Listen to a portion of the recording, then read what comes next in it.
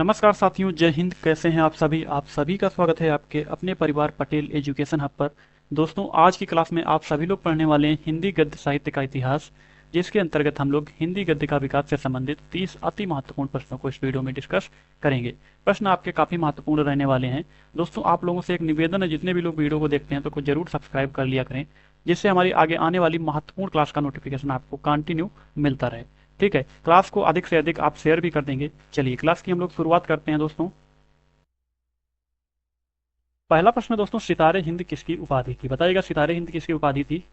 राजा शिव प्रसाद सिंह की, या फिर राजा लक्ष्मण सिंह की, ऑप्शन नंबर सी श्रीनिवास दास, या फिर देवकी नंदन खत्री। सही उत्तर हो जाएगा आपका ऑप्शन नंबर ए दोस्तों, राजा शिव प्रसाद सिंह की उपाधि थी। क्या थी? सितारे हिंद के नाम से इनको जाना जाता था। बाकी जो है ये भारतेंदु हरिश्चंद्र के गुरु भी थे। किसके गुरु थे?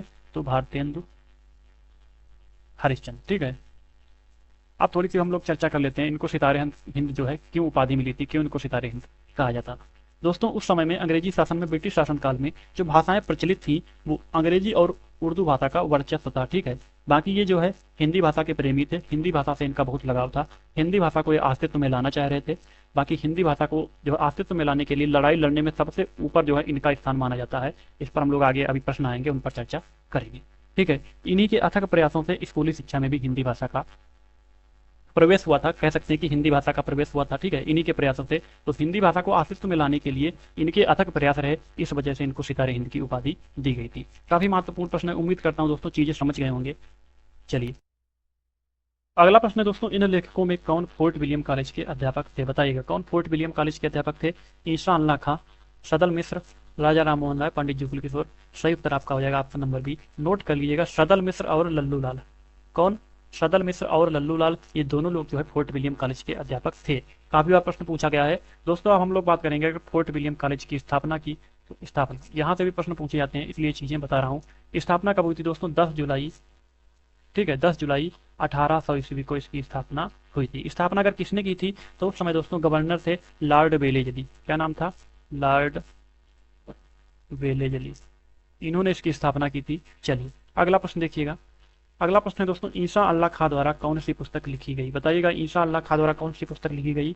श्री कृष्ण चरित्र, प्रेम सागर, नहुष, या फिर रानी केतकी की कहानी। यही आपका बिल्कुल सही उत्तर हो जाएगा ऑप्शन नंबर डी, रानी केतकी की कहानी। रचनाकार अगर पूछा जाए दोस्तों, तो रचनाकार आपको 1803 ईस्वी देखने को मिलेगा। क्या 1803 ईस्वी में इसकी रचना हुई थी? काफी बार आपको देखने को मिल जाएगा दोस्तों 1798 से 1803 ईस्वी के मध्य, तब वो भी सही हो जाएगा। लेकिन अगर आपको 1803 ईस्वी देखने को मिलेगा, तब यही सही उत्तर आप लोग लगाएंगे। प्रश्न है दोस्तों, रामचंद्र शुक्ल के अनुसार ईसा अल्लाह खां ने अपनी भाषा को किस प्रकार के शब्दों से मुक्त रखने की प्रतिज्ञा नहीं की थी? बताइएगा, बाहर की बोली, भाकापन, गंवारी, या फिर तत्सम। सही उत्तर हो जाएगा ऑप्शन नंबर डी, तत्सम के जो शब्द हैं उससे मुक्त रखने की प्रतिज्ञा इन्होंने नहीं की थी। अपनी भाषा को दोस्तों 3 प्रकार के शब्दों से मुक्त रखने की प्रतिज्ञा इन्होंने की थी। तो कौन कौन सी वो भाषाएं हैं? बाहर की बोली, एक तो आपको यही मिल गया। ठीक है, बाहर की बोली, इससे मुक्त रखने की प्रतिज्ञा की थी। बाकी अरबी और फारसी, अरबी, फारसी, तुर्की। चलिए, इनको नोट कर लीजिएगा दोस्तों। इनसे जो है इन भाषाओं से अपने शब्दों को मुक्त रखने की इन्होंने प्रतिज्ञा की थी। प्रश्न है दोस्तों, निम्नलिखित में से किस रचनाकार फोर्ट विलियम कॉलेज से संबंधित नहीं था? यहाँ पर संबंधित कर लीजिएगा। ठीक है, संबंधित नहीं था। ऑप्शन है प्रेम सागर, रानी केतकी यानी लाल चंद्रिका, या फिर नासिकेतोपाख्यान। दोस्तों, नासिकेतोपाख्यान ये रचना है सदल मिश्र की, सदल मिश्र। ठीक है, सदल मिश्र की रचना है। मैंने इससे पहले वाले प्रश्न में बताया था, सदल मिश्र जो है वो फोर्ट विलियम कॉलेज के अध्यापक थे। इसलिए प्रश्न तो ये ऑप्शन तो बिल्कुल गलत हो गया। ठीक है, इनका जो संबंध था वो फोर्ट विलियम कॉलेज से था। इसी तरह से अगर हम लोग बात करें लाल चंद्रिका और प्रेम सागर, प्रेम सागर और लाल चंद्रिका ये दोस्तों लल्लू लाल की है, लल्लू लाल।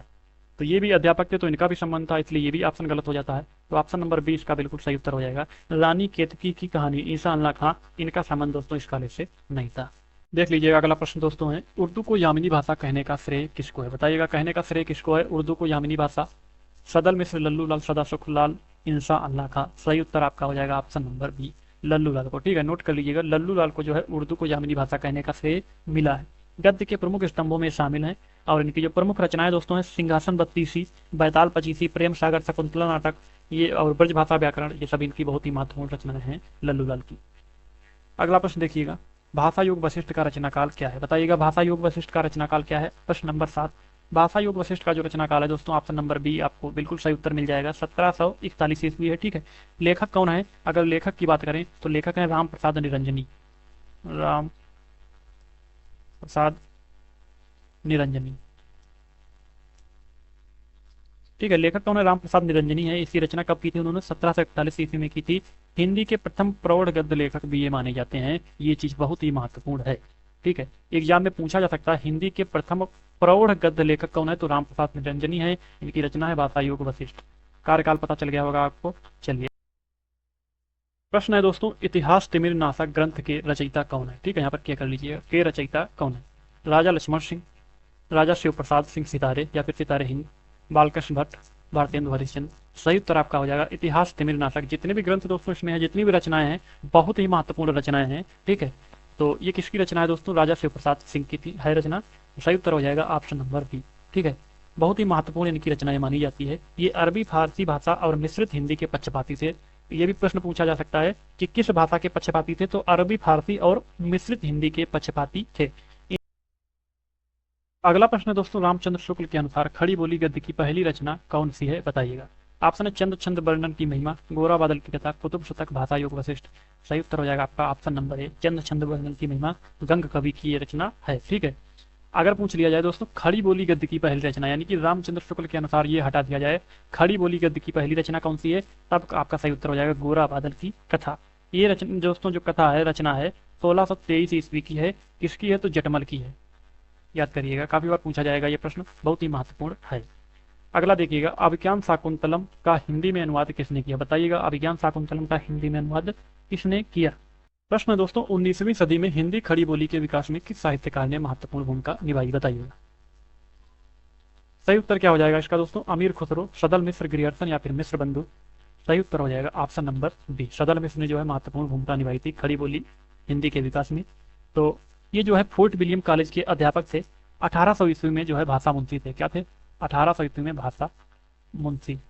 पूछ लिया जाए दोस्तों फोर्ट विलियम कॉलेज में भाषा मुंशी कौन थे, तो सदल मिश्र थे 1800 ईस्वी में।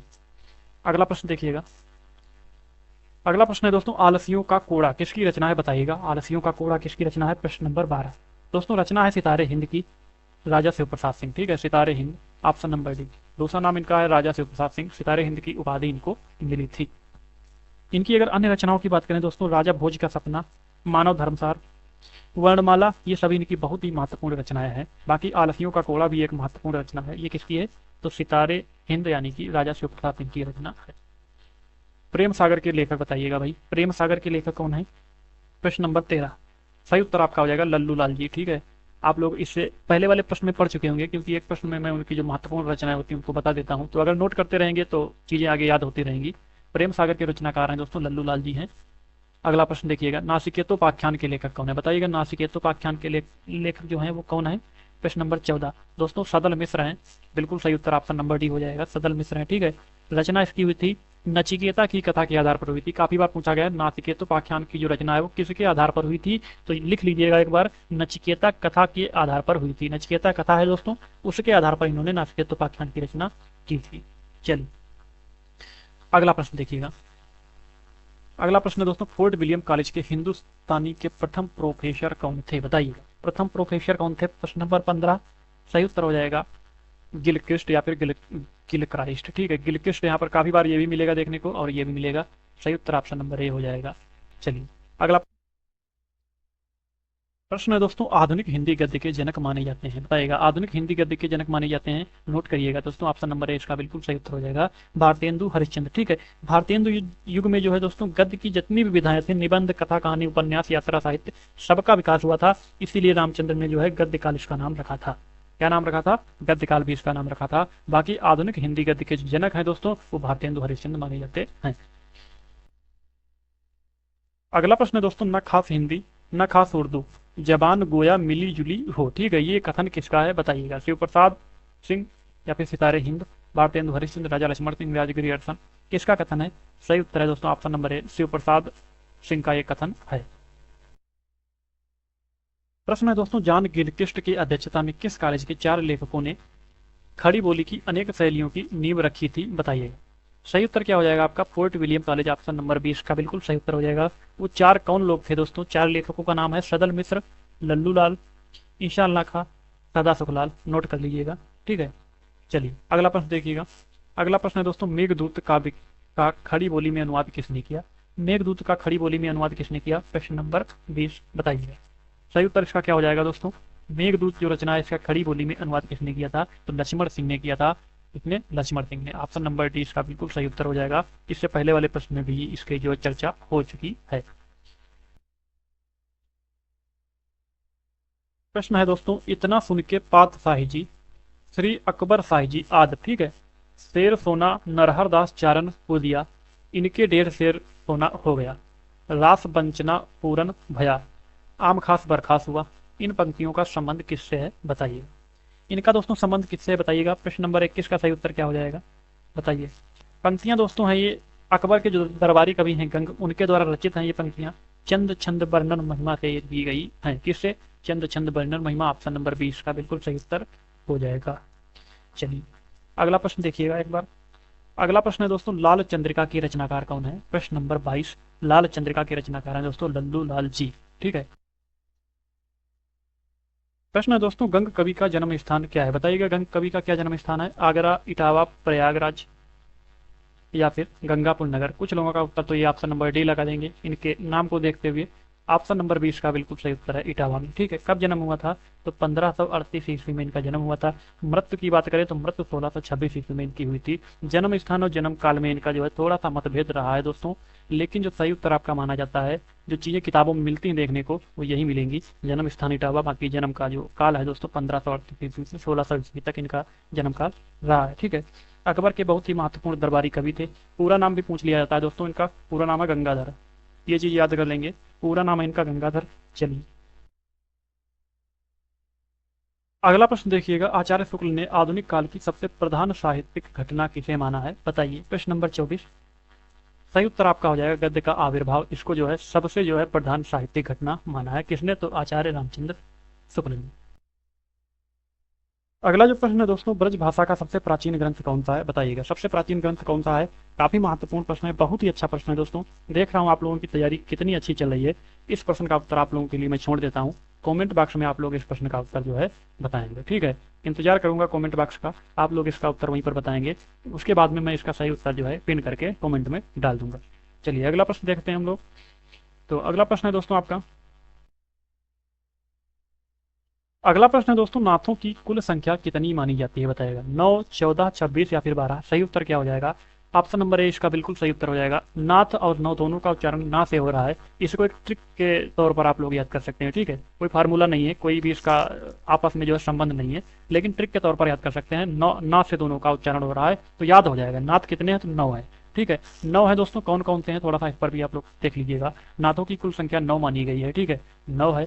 बाकी कौन कौन से हैं? नागार्जुन, जड़ भरत, सॉरी भारत है यहाँ पर, हरिश्चंद्र, सत्यनाथ, भीमनाथ, गोरखनाथ। जिनमें नाथ लगा है, ठीक है, वो तो नाथ में आएंगे ही आएंगे। बाकी चरपट, जलंधर, मलयार्जुन, ये सभी लोग जो है नाथों में आते हैं। कितने? 9 नाथ हैं तो आप लोग देख चुके होंगे। एक बहुत ही महत्वपूर्ण चीज़ है, वो दोस्तों कौन सी है देखिएगा आप। वो ये है दोस्तों, नाथ पंथ के प्रवर्तक कौन माने जाते हैं। काफी बार पूछा गया है और पूछा भी जाएगा आगे। तो नाथ पंथ के जो प्रवर्तक हैं दोस्तों वो गोरखनाथ माने जाते हैं। ये चीज आप लोग याद कर लीजिएगा, नोट कर लीजिएगा कहीं।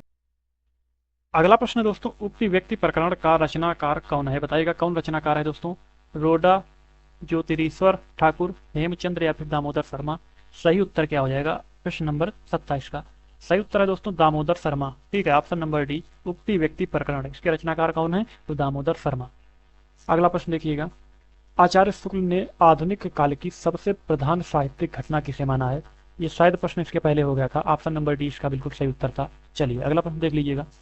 राजा भोज का सपना पुस्तक की भाषा क्या है बताइए। राजा भोज का सपना पुस्तक की भाषा क्या है दोस्तों? इसकी जो भाषा है याद करिएगा, हिंदी उर्दू मिश्रित है, ठीक है, हिंदी उर्दू मिश्रित है, ये इसकी भाषा है। Option number B. अगला जो प्रश्न है दोस्तों आपका, लास्ट प्रश्न यही रहने वाला है। आधुनिक काल में पद्य के साथ किसका विकास हुआ बताइएगा।